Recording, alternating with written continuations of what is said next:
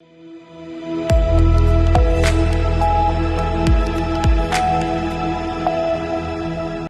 आप देख रहे हैं सी न्यूज़ भारत और मैं हूं ऋषभ सक्सेना। गुजरात के बरोडा वगोडिया तहसील के किसानों को खेती के लिए पानी देव नहर से दिया जाता है, जो वगोडिया तालुका के नरसिंहपुर गांव और आसपास के क्षेत्र से होकर गुजरती है। लेकिन देव सिंचाई जल नहर टूट चुकी थी।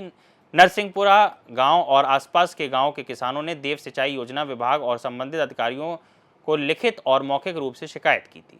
पीएम पोर्टल पर भी ऑनलाइन शिकायत की थी। हालांकि जब किसानों को अपनी समस्या का कोई समाधान नहीं मिला तो उन्होंने गुजरात क्षत्रिय करणी सेना के युवा अध्यक्ष लखन भाई दरबार के सामने मौखिक रूप से अपनी बात रखी, जहां करणी सेना ने लखन दरबार व अपनी टीम के साथ नरसिंहपुरा गांव पहुंचकर बैठक करके पूरी जानकारी ली। साथ ही कुछ दिनों में नहर का काम शुरू न होने पर लखन दरबार ने किसानों के साथ मिलकर आंदोलन शुरू करने की चेतावनी भी दी थी। लखन दरबार द्वारा दी गई घोषणा के बाद देव सिंचाई विभाग ने तत्काल देव सिंचाई नहर का कार्य शुरू कर दिया, लेकिन देव नहर के काम की घटिया व हल्की गुणवत्ता और नहर के काम में भ्रष्टाचार की शिकायत कर रहे किसानों ने एक बार फिर लखन दरबार के समक्ष अपनी बात रखी। किसानों की चिंताओं को ध्यान में रखते हुए करणी सेना के अध्यक्ष लखन दरबार और उनकी टीम किसानों के साथ नरसिंहपुरा गाँव के पास चल रहे देव सिंचाई के कार्यस्थल पहुंची, जहां देव सिंचाई के कार्य का निरीक्षण करते समय नहर नवीन कार्य में दरारें पाई गईं और घटिया सामग्री का उपयोग किए जाने की जानकारी पाई गई। लोगों ने यह भी आरोप लगाया कि नहर में काम में बड़े पैमाने पर भ्रष्टाचार हुआ है। इसके साथ ही उन्होंने नहर में इस्तेमाल की गई सामग्री की जांच कराने के लिए विजिलेंस उच्च अधिकारी द्वारा जांच करने के खेदूतों ने मांग की। इस तरह 44 डिग्री की गर्मी में करणी सेना के अध्यक्ष लखन दरबार के अचानक प्रवेश से वगोडिया तालुका में भ्रष्ट अधिकारियों में सन्नाटा छा गया। आज वाघोडिया तालुकाना अलग अलग गामोना प्रवासे आव्या हता त्यारे नरसिंहपुराना जे युवान मित्रों जेमना सौना आंदोलनना कारणे आ देव डेम सिंचाई नी योजना में देव डेम नी केनल बनवानी शरूआत थई छे, त्यारे एमनो आग्रह हतो कि आ केनल जे बनी छे ए केनल में अनेकों जग्याए तिराड़ो पड़ेली थी, तेमज अनेकों जग्याए सीमेंट पण उखड़ी रह्यो छे। एकदम तकलादी कक्षानुं काम थयुं छे एवी घणी फरियादो हती गामजनोनी। त्यारे अमे અહીં पहोंच्या छे ने आजे जोयुं छे रूबरू के अनेकों जग्याए तिराड़ो पड़ेली छे। हजू तो पाणीनुं एक टीपू आ केनलमां આવ્યું નથી। एनी पहेला जो तिराड़ो पड़ी जती होय तो ज्यारे पाणी गामोमां पहोंचाडवानुं थशे त्यारे आ केनलनी हालत शुं थशे।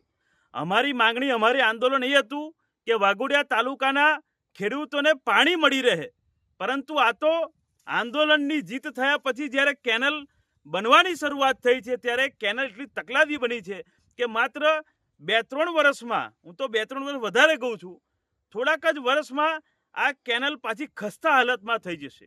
એટલે માત્ર દેખાડો કરવા માટે આ બધું ધંધો થઈ રહ્યો એવું લાગી રહ્યું છે, કારણ કે સંપૂર્ણપણે બધી જગ્યાએ તિરાડો પડેલી છે અને કામ પણ સંપૂર્ણ તકલાદી થયું હોય એવું દેખીતું દેખાઈ રહ્યું છે। ત્યારે અમે લેખિતમાં વિજિલન્સની તપાસની માંગણી કરવાના છે, તેમજ કલેક્ટર સાહેબને પણ રૂબરૂ મળવાના છે કે આવી રીતે ભ્રષ્ટાચાર થતો અટકાવવો જોઈએ, કારણ કે આ કેનલ એટલે લોકોની જીવાદોરી છે। વાઘોડિયા તાલુકાના ખેડૂતોની જીવાદોરીને તમે આવું તકલાદી કક્ષાનું કામ કરશો તો કઈ રીતે ચાલશે?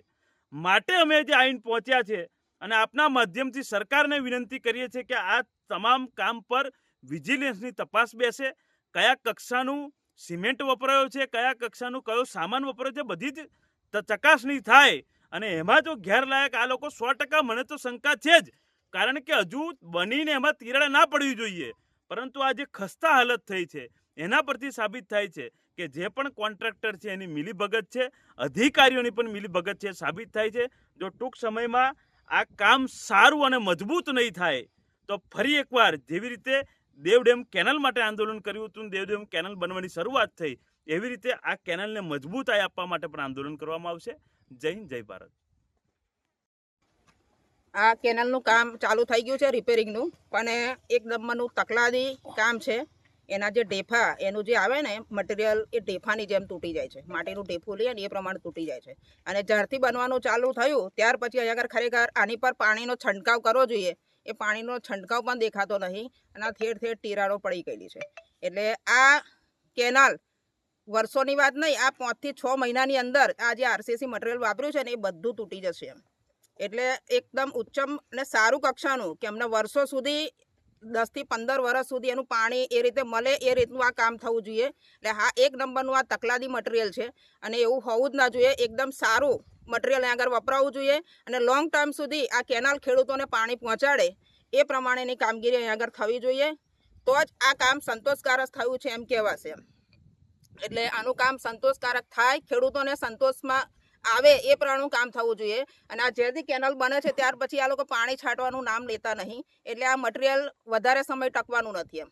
એટલે અમારા ખેડૂતોની એક જ માંગ છે કે આ અહીંયા આગળ સારું મટીરિયલ વપરાવવું જોઈએ અને કેનાલ લાંબો સમય ટકવી જોઈએ. બાકી આ વર્ષથી 1.5 વર્ષમાં આના પોપડા બધા ઉખડી જવાના છે. सी न्यूज़ संवाददाता हुसैन मंसूरी की रिपोर्ट। इस खबर में फिलहाल इतना ही। देश और दुनिया की तमाम खबरों के लिए आप देखते रहिए सी न्यूज़ भारत।